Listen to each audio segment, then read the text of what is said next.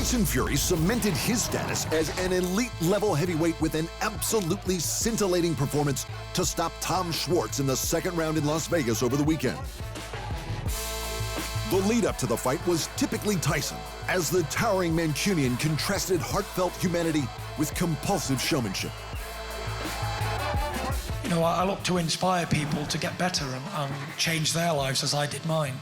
And I'm living proof that anyone can change and anyone can come back from anything, because if I can do it, then you can do it. I'm nobody special, just a normal human being. I'm only human after all. Don't put the blame on me. And a little comedy as well. Fury weighed in at 263 pounds, 6.5 pounds heavier than in his last fight with Deontay Wilder, and nearly 20 pounds more than his opponent Tom Schwarz, who tipped the scales at 245. Once the fight began, the extra weight had no effect on Fury's mercurial movement, as he bamboozled the much shorter German. He even fought the second round southpaw, dropping Schwarz before stopping him completely 6 seconds before the bell. The showman was back as soon as the fight was done, as Fury treated fans to a selection of his classics. Something touched me deep inside the day the music died. All together now. So bye-bye, Miss American Pie. With Deontay Wilder's recent demolition of Dominic Breazeale, the rematch between him and Fury is looking more exciting by the minute. Both have one more opponent to go through before their planned fight in early 2020. So fingers crossed, nothing goes wrong. Although Tom Schwarz may not have been on Fury's level, the performance still puts the rest of the division on notice and has many calling Fury the best heavyweight in the world right now, including UFC lightweight champion Khabib Nurmagomedov.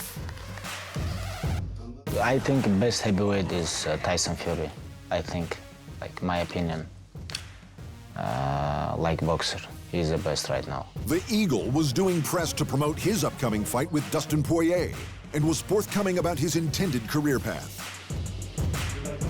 If I want to make my legacy big, if I want to improve my legacy, I have to beat Dustin, I have to beat Tony Ferguson and GSP, and then I can become pound for pound #1 fighter. His challenger, Dustin the Diamond Poirier, was left in the unenviable position of trying to explain how he would become the first man to beat the Dagestani destroyer.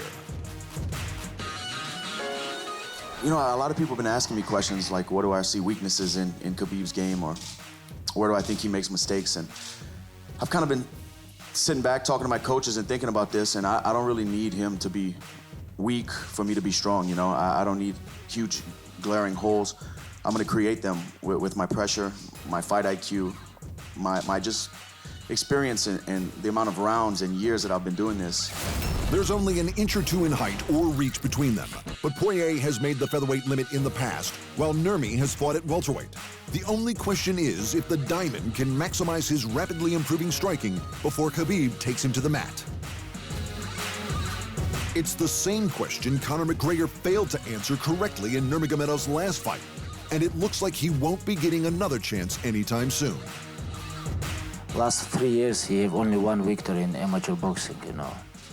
How he deserve rematch, you know. Like, he tap, he begged me, please, don't kill me, you know. Stamp Fairtex has retained her Muay Thai title at One Championship Legendary Quest in Shanghai on the weekend, but her Australian opponent managed to make it difficult and earned the champ's respect in the process.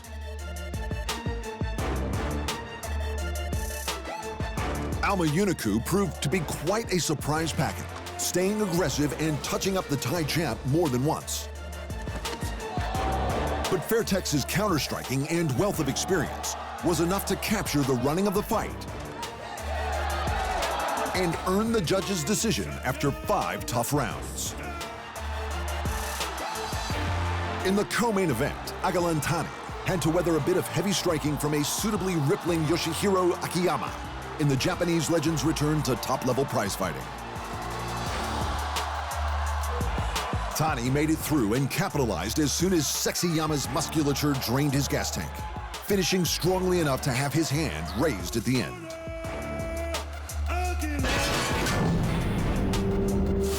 Rory McDonald kept his welterweight belt and made the final of the Grand Prix with a decision at Bellator 222 over the weekend. Lyoto Machida's flying knees ended Chael Sonnen's night and later his career in the co-main. And Kyoji Horiguchi became a dual promotion champion, adding the Bellator bantamweight belt to his Ryzen title with a victory over Darian Caldwell. And in the boxing, Maris Briedis picked up belts and progresses to the finals of the World Boxing Super Series, where he will meet fellow victor Yunie Dorticos, while Artem Dalakian and Josh Warrington both defended elsewhere.